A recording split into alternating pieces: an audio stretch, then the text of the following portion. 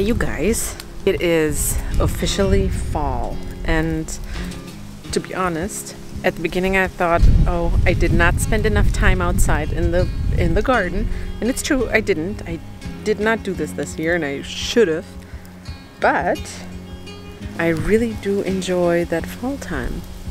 Like, I don't know if you can see it, but this tree behind me, he's shedding all the leaves, and sometimes when the wind goes through, then there's this really nice rain of leaves. So it's really cool. I really enjoy it. And you can also feel this nice cold, like you can smell that cold weather is coming.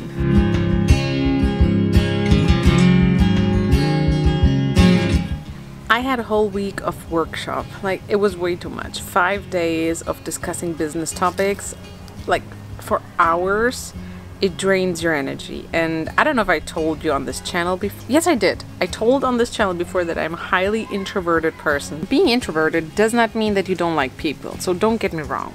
It's not that I do not enjoy being around people, but there is a couple of things that you should know about introverted people. So for one, it's not that uncommon. It's not that everybody's extroverted and there's one weird person in the room and that's an introverted one. It's actually a big share of the people who are introverted. So it does not mean that I cannot speak up. It does not mean that I cannot be around people, but it means that I definitely my energy gets drained when I am, I don't know what that was. That was our neighbors. I hope nobody got hurt. Being an introvert does not mean you're shy or anything. It does not mean that you never speak up. It means, though, that when you are in a big group of people and you have very surfacey conversations, that this drains your energy. We're living in Germany, and here I would say people are still stigmatizing introversion a little bit. So when you're here in school, a big portion of your grades is depending on how much you say during the lessons or in class. And when you are just not speaking up so much, or you're not just comfortable within a big group of people, then this can be a problem. So speaking up, being present, being loud, being extroverted is still kind of like a quality mark in Germany, which is the stupidest thing ever. I can actually feel that this big group of people is draining my energy. I can, like, physically, I can feel it. One thing that I, for example, notice is that I need a lot more carbohydrates when I'm in a setting like this, in a very social setting, like with a lot of people, like I have been in the last 5 days in a workshop. So I was really gentle to myself. I noticed early on, no kissing, no kissing, no kissing. So I noticed early on that it's really not difficult for me. I'm fine. I can do it. But the first 2 days I had a humongous headache. That's also a sign that my body does not really like it. Like, my whole being does not really enjoy this. What I really do enjoy and where I gain energy is a social setting where I'm in a one-on-one and where I have actually really valuable conversations. So this is a really good thing for me to do. So yeah, this little talk from an introvert to maybe an introvert. I just did that because I really want you guys to know that there is no shame in being an introvert. It has a lot of advantages. It really does. And we're sometimes not aware of it. So make sure, there's a very good book that you should read. It's called Quiet, The Power of Introverts or something, in a world that talks too much. Oh, I don't remember. Google it. Amazon has it. It's a great book. Actually, here in school in Germany, I have been labeled 1,000 times as the quiet one and everything. And honestly, you can practice doing presentations or public speaking and all of that. It's not that you cannot practice it. Like everything, it might be then a little bit harder to practice if your body and your whole person does not really like it. But it's fine, you can practice it. So for example, I had to like I tried to think, what was the biggest number of people I spoke to publicly, like away from YouTube? I'm not talking on YouTube, because I think there's now a video that has like 20,000 views or something crazy like this. So in that case, I would have said I talked to 20,000 people, but in an actual thing where people saw me live on a screen, I think it was 600 And I think the biggest one was on a convention and was also around 600 or 700 or something like that. So yeah, so you can practice it. It's not a roadblock for your career or anything. You should just think about what is the setting that you're comfortable in, and if you want to have like a career that involves public speaking and you are a highly introverted person, that is also not a problem. Like there are actors, politicians, there's CEOs that are introverted, and it's fine. You just have to find the right way. Same thing is true if you have a child that's introverted. Like, don't be like, oh my god, what will happen with this child? Where will this go? It's fine. It's fine. Don't worry about it. I went inside. It just got really cold outside and really windy, which I really like because now it feels like fall. Everything feels like it's calming down. I love the leaves. It's just great. So it's a good time of the year. It's also a good time of the year to calm down and relax and like think about how to summarize the year. I don't know about you, but I need the time to calm down, relax, unplug, just sit on the couch, don't do so many projects. Like this is the time of the year to do that. I'm still having a lot of crafting projects. Like, let me show you. Oh, here.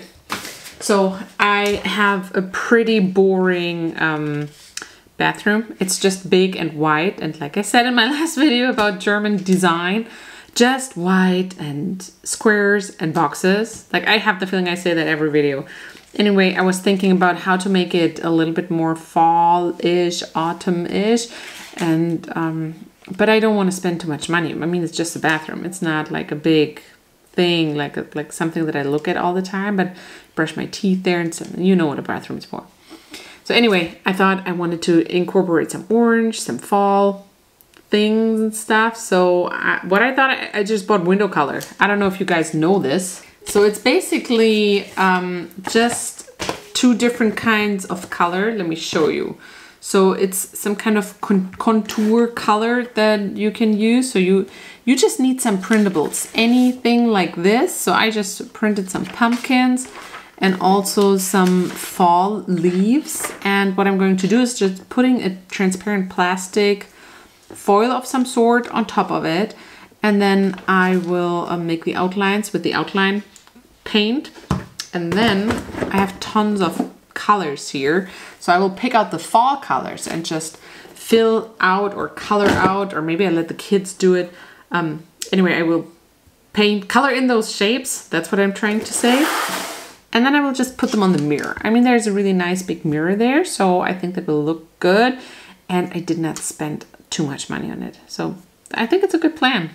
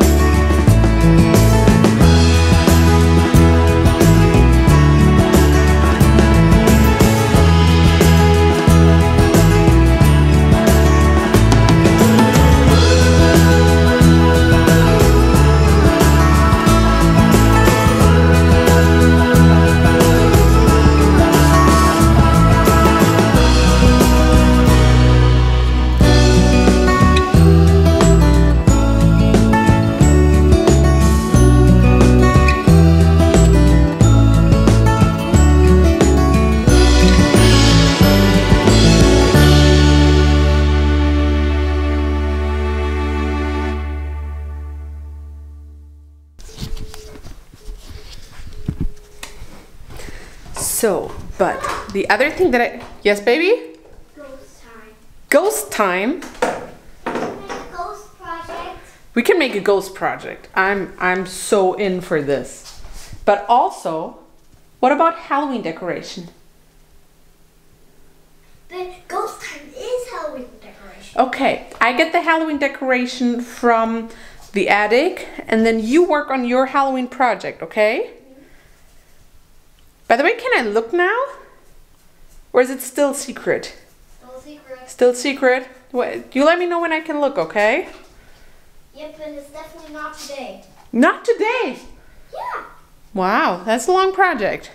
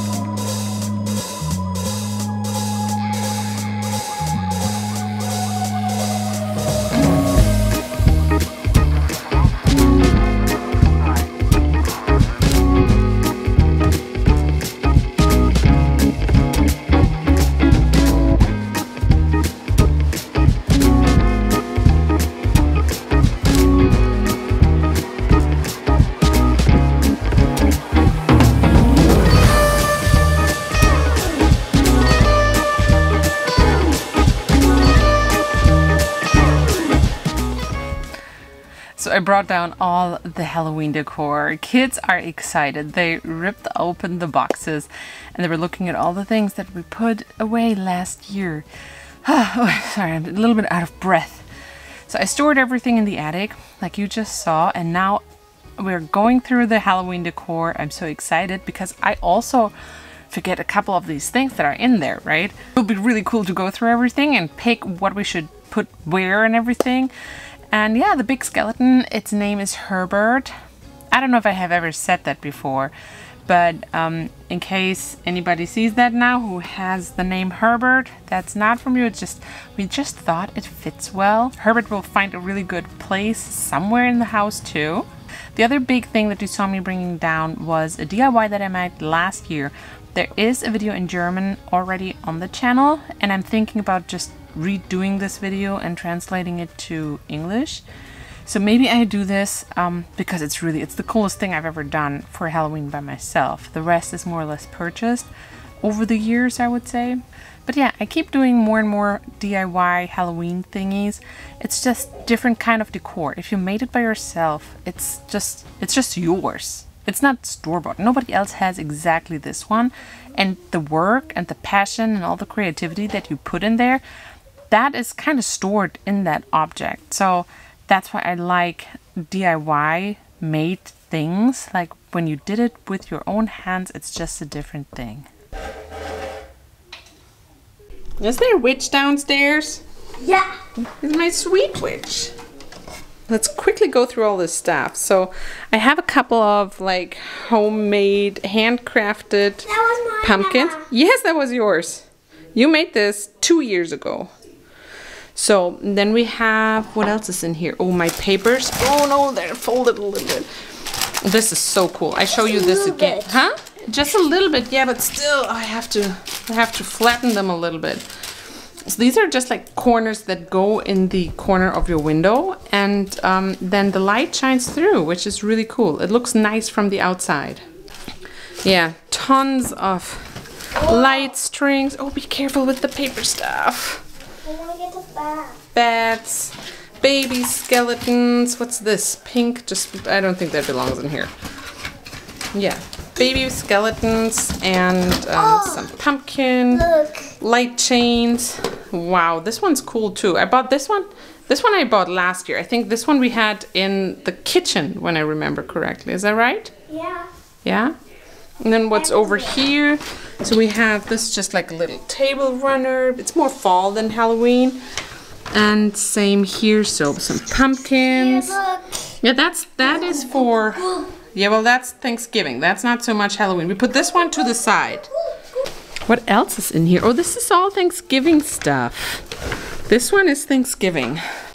So these were those pumpkins and they are white. So you can use them for Halloween or for Thanksgiving. Depends. When I bought them, they were really cheap because I bought them after Halloween, after fall. Oh yeah, let me see. Wait, let me show you this really quick. That is a skunk. That was the first Halloween costume from both of my kids. Very sweet, I can tell you, and very warm. So they were never cold when we were doing trick-or-treating. Oh wow, there's all these garlands in here. Oh, don't be careful. So they're all they're all tangled up. Oh no. Don't rip. Otherwise they're broken really quickly. These are just costumes. I see. That's from our dog. Oh, that's from Betty, yeah. That's our dog's costume. You can see bones. Pumpkin, that's right. We can decorate with this one. This one's a really nice one. Is something else in here other than costume? What's this? Oh, look. Paper plates and picks. That we can use. What else in here? All those little ghosts. So these guys I made last year. No, 2 years ago actually. It's just a ball of aluminum foil, white cloth of some sort. Like this one's a little bit shiny. And then a little bit of wire. That's all really. And I made little ghosts of that and just put them outside in the greenery. It looked kind of cute. I think I even put eyes on them. The eyes somehow are gone, I have to say. So That is eyes. where's eyes? On this one. Oh, on this one here, yeah. So see, this is how they looked. Really now? This one doesn't have eyes either. So I don't know. I'm not a big fan of this one here, of this craft. But it's, I don't know if you are a fan? Yes, all your crafts are cool. Oh, that's so sweet. I want food. You want food? What kind of food do you want? Eggs. Eggs? No, maybe we could go to a restaurant. What do you think? Okay. How many do we have of those? 1, 2, 3, 4. There's another one. Put those on the front porch because we have all pumpkin stuff or jack-o'-lantern stuff on the front porch. Ooh. Oh, Oh, oh, this falls out. Does it still work? I hope so. Nope. So let's put everything back in here. These guys we can hang right away, okay? And then we can do the rest tomorrow.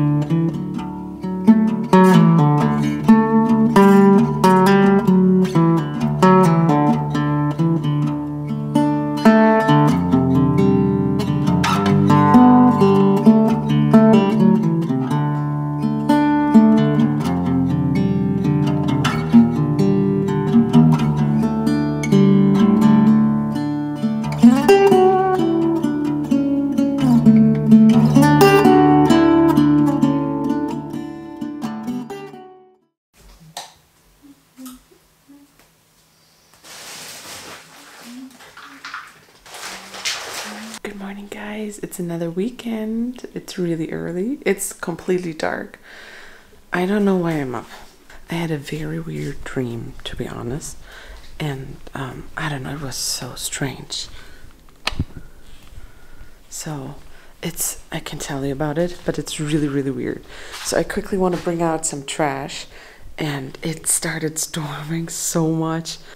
So I don't know how that will feel outside, but I can see the trees moving a lot. So the funny thing is we have all like triple glass windows, so we don't really hear the wind. You can just see it. So you stand inside and then everything moves and you're like, it's maybe not the time to go outside, but you're missing the audio.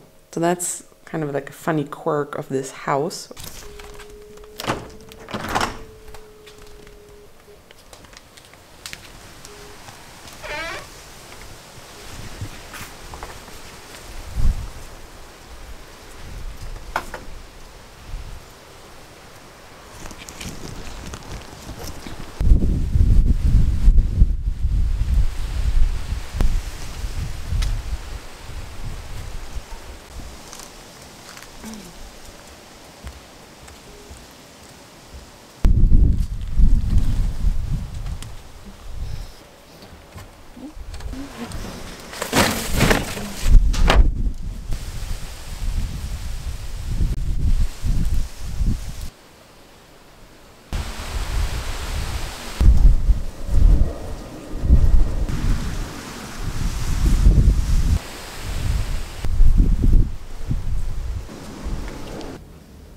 It's really fall and it's so windy outside today. It's crazy.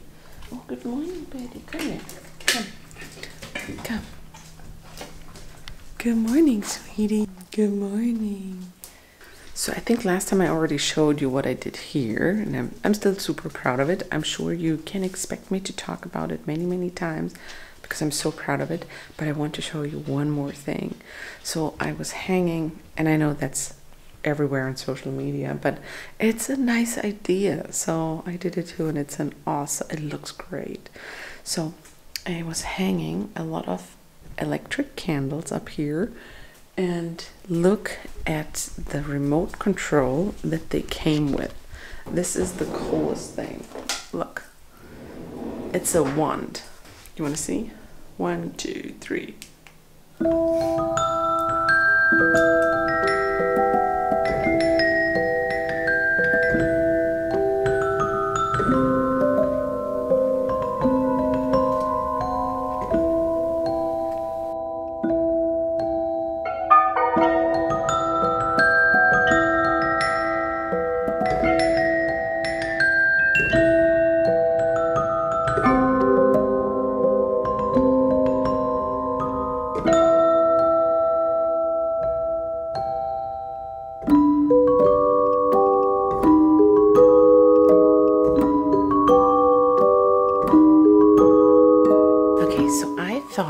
Show you a couple of books that I bought. I thought, because now it's October, I thought I'd show you all the books that I bought that are Halloween themed, ghost themed, witch themed, anything like that.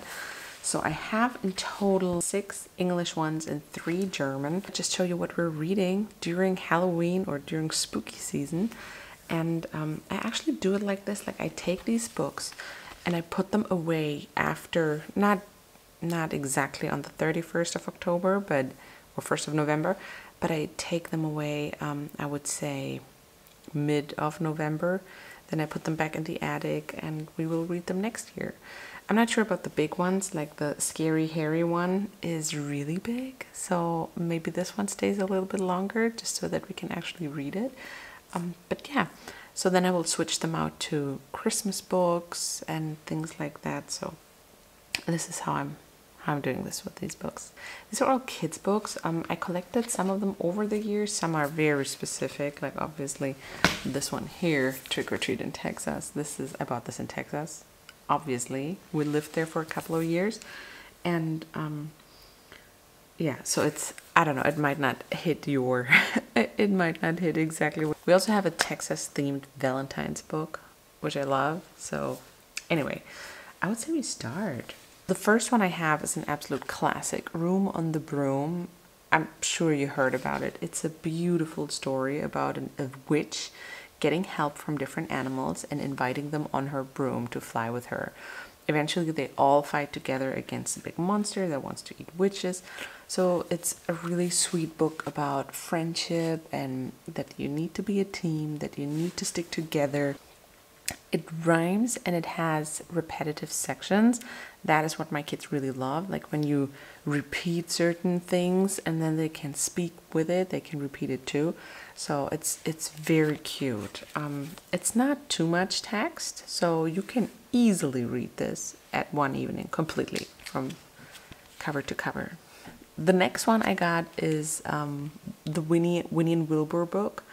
This one I have not known before, so I just found it like a couple of weeks ago, and they have actually two different kinds. So there's one that is more for reading, and there is one that is more a picture book.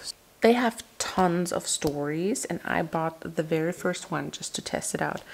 It's beautifully drawn. I love the witch. So it is a story about a witch and a cat. The witch is very sweet, so she tries to be part of normal life and tries to do things and tries to overcome basically the same things that we need to do, but she does it with magic and often it goes wrong. So I get a little bit the message from it that magic does not really help you. You just have to figure things out by yourself. But also especially this story here, so it's called Winnie the Witch. The specific story is about Winnie living in her black house, having her black cat Wilbur, and therefore she can't see him. So only when his eyes are open, his eyes are green, and only when these eyes are open, she can see him. So she sits on him, falls over him, and so on. She turns him green and puts him outside on the grass, and she can't see him again. Turns him into a rainbow cat, and then he's really miserable. Eventually, he turns him back to a black cat because he was so sad that he wasn't black anymore, and changes her house instead. So she ends up with a colorful house and a black and very happy cat. And the message I get from this one is really nice because it's like, don't change someone, but rather change the infrastructure or the surroundings and make it fit. So I love this message. It actually is also a big message for me because, you know, I'm sometimes trying to fit in and then I'm thinking, no, I should just be myself. And if the infrastructure or the surrounding doesn't fit, fine, then I need to find something else. But making yourself or adapting yourself to, I don't know, things that just don't fit, like to a job that doesn't fit or to a company that doesn't fit or like a circle of friends that is just not, you feel it, right? You know this is not the right thing for you. And I don't know, maybe I'm going way too deep, but this is the vibe that I got from this book. And that you should be yourself and that you are fine and perfect just as you are.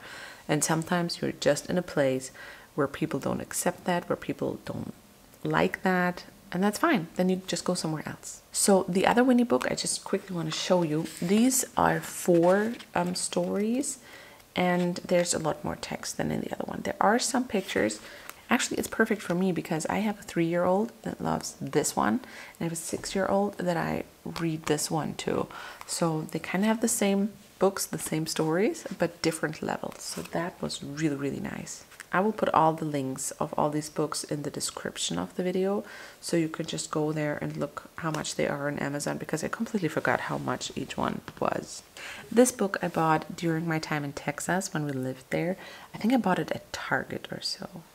It's a very cute story about an alien crashing on the earth. So his airplane is broken and he gets out of the airplane. It happens on Halloween night. Maybe that's an important information why this turns into a Halloween story.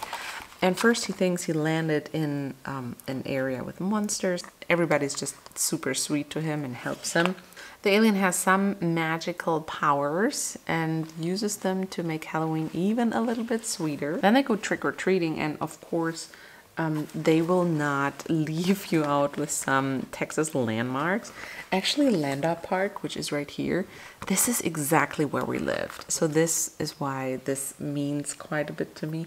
This is in San Antonio. We were there a couple of times. So San Antonio was 1 hour away from where we lived. Eventually, all the kids help the alien to fix and fuel his airplane. So anyway, they help him to get back into space. They use all the candy that they got from trick-or-treating for that. And yeah, he made some new friends on planet Earth and flies away eventually. The next book I have, honestly, this one blew me away. It's called How to Make Friends with a Ghost. And I bought it without any expectation, I just bought it on Amazon because I was looking for Halloween themed books. For one, I love how it's drawn. I love that it's a little bit vintagey and everything. But how this book is written, it's written like a manual. It has different parts, for example, how to care about your ghost. And what I love with this book is that it almost like scientifically walks you through making a new friendship. Obviously, it's about a ghost, but this could be easily about other people. So if your child has a little bit of anxiety, like going to a new place, meeting new people, making friends with new people, this would be a really good book because it just gives you little things you could do to get to know someone. So that is one piece about the book that I really, really liked. The other big thing here is that this book easily takes away all the fear of unknown things. Like if you have a child that is afraid of monsters and ghosts, this book will 100% take it away because it does it scientifically. Like it's not like, I mean, there is a couple of movies and books that try to do that, like even Monsters Inc., right? That also tries to explain a little bit that you don't have to be afraid of monsters. So I really see that part in that movie. And I think it works. The movie fully works. But I think this book does it in a completely different way, and at least for my purposes, in a more effective way, because it does it scientifically. It always helped me, no matter what it was, if it's thinking about death or thinking about luck and how your life will go or whatever. The moment you apply scientific reasoning, things get a lot easier. It has a very interesting twist towards the end. So at the beginning, the girl learns how to take care about the ghost. Then she grows up, she becomes a mom herself. And eventually, and I should have seen this coming, but I didn't. She dies, becomes a ghost by herself. I mean, there are friends already, right? Throughout her whole life. And then she turns into a ghost herself.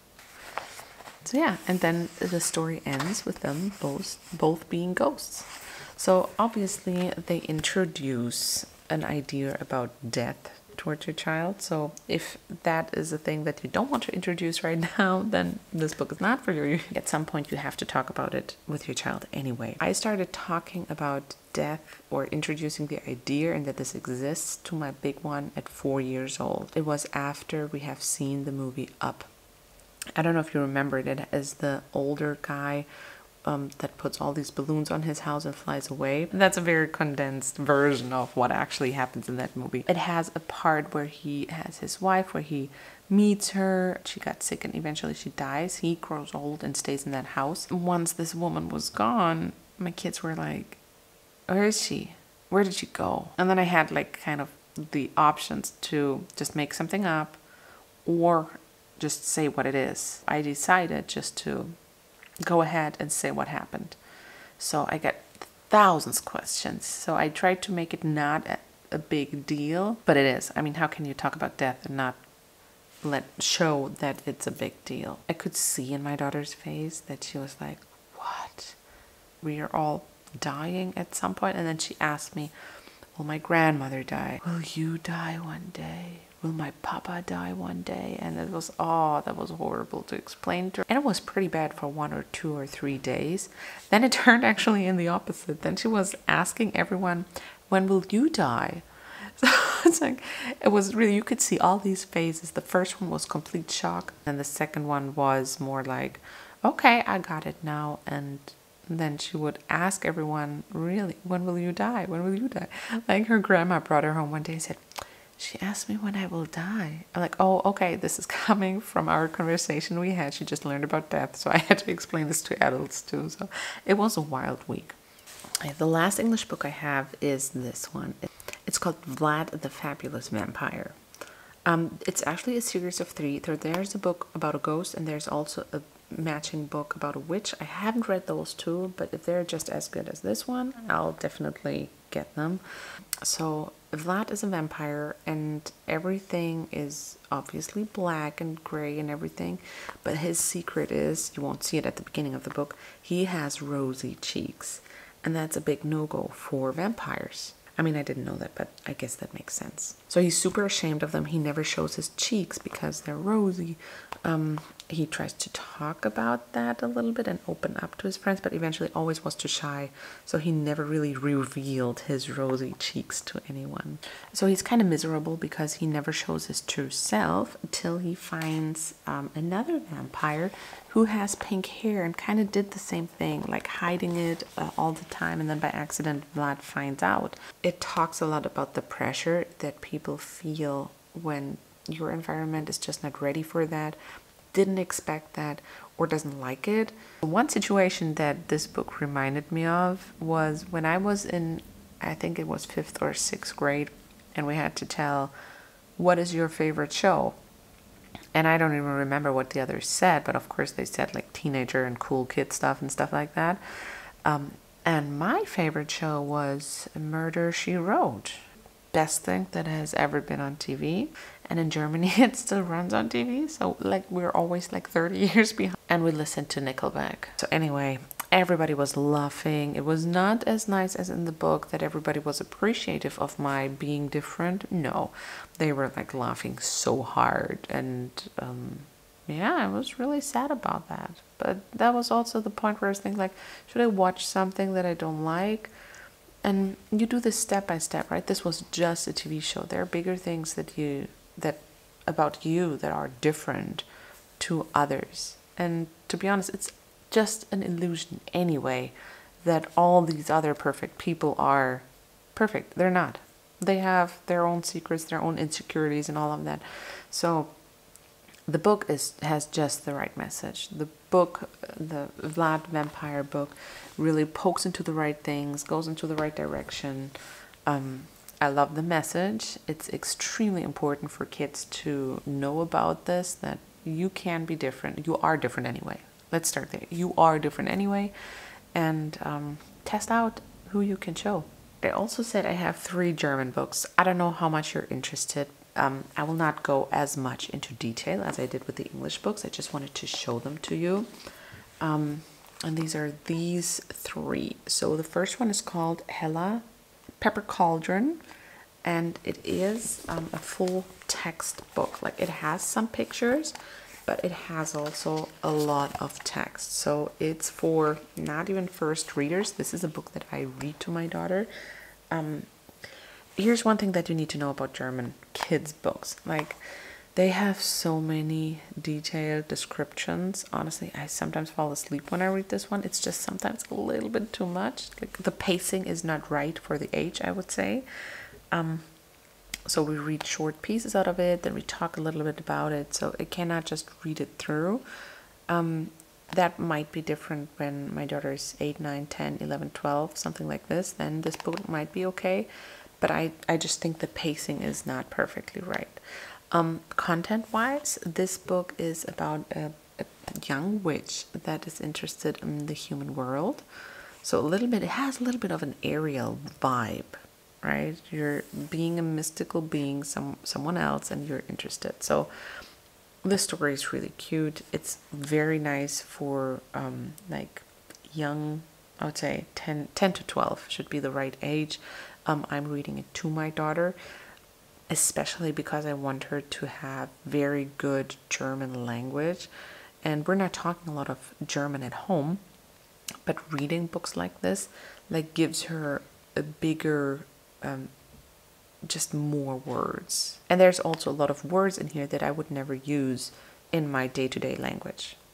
Okay, the second book it's kind of the same theme, but a little bit different twist. So this one is called Henriette Huckepack. She also is a young witch, so we're kind of in the same category. And she is also interested in doing things without using magic. So she's an engineer. That is what I really liked about this book. So she likes to use a screwdriver instead of a magic spell. Same thing. This pacing is better. So this book is a little bit faster than the other one. and she has every 7 years witches have to have some kind of witch test, and she's not good at doing spells and doing magic and all of that, because she like rather uses tools and things like non-magical things. So, and in this book she is like short before she has to do this test again. Last time she snuck out, and but this time it's real, she has to go to this test. The last one I want to show you, and this is the biggest one of all of them, is called Scary Harry. This actually is like a full reading book. So reading book for 10 to 14-year-olds, I would say.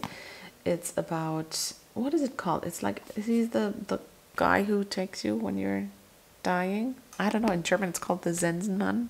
What is it in English? Death? Do you just call it death? I don't know. So anyway, this is kind of a mixture between spooky stuff and real world.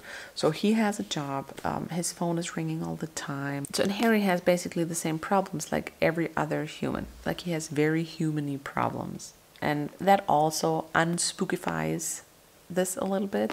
So in total, all 3 books are really nice big reading books. I bought them to have more German language and to improve the German language of my kids. I think books are so incredibly important for kids. No matter what you read to them, just read to them. And here's one more trick, because sometimes parents ask me like, how do you make your kid, you have to read yourself? Like you cannot tell your child, oh, you have to read a book, and then you watch TV all the time. Yeah, but I think the main thing to make your kids read books is that you have to read books. Like sometimes when I have a really interesting book or a funny book, like I remember I was reading the Benjamin Franklin autobiography, and at the beginning it was really hard for me to get into it because of the language and everything. But then there were pieces in it that were funny. I have a video on this channel where I talk about this autobiography, and I can highly recommend it. But my kids see me sitting next to the pool reading something. My kids see me on the couch reading a book. And that is extremely important when you want to make your kids read. Oh, by the way, I made a video a couple of weeks ago about an Amazon Prime haul, and I bought one book, the You Do You book. And I said I would make a review, especially if I like it. I want to be honest, I hated it. It's the worst book I have had in my hands in years, I would say. So I'm not going to make a video about it because I just can't. I can't bring myself to spend more time with this book. So I hope it's okay, but I did not like it. It was so violent language. I don't know how many swear words she was using. It was so bad. And she never finished the whole point. So just to have this short book review, she never finished the point that she was making. She was like, she had good ideas in this book, but she stopped after 20% of developing this idea and finding the solution out of it, or taking the points that, or the learnings that are coming from it. So I did not like it. I will never recommend this book. It definitely will not stay in my household.